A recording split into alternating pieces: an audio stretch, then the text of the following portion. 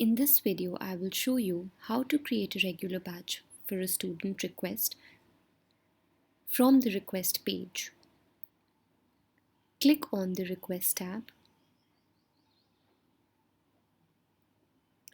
This page shows you all the student requests that you have received.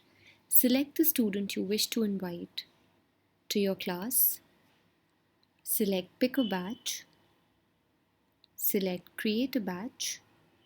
Select Regular Batch. Select the wish or skill that you wish to teach. For this video, I will be making a subject batch.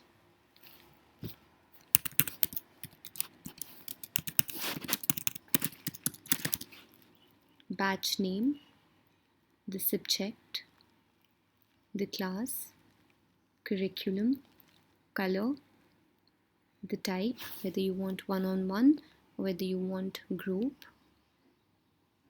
So if I select one-on-one, the maximum participants is 1, and if group, then as many participants as you want. Click on Next. The starting date, the end date, the timings, and the days of the week. Select Next. Create a batch pricing, whether you want one time or monthly. The amount, the batch hours, the batch price, and the hourly rate are visible. Select on Create.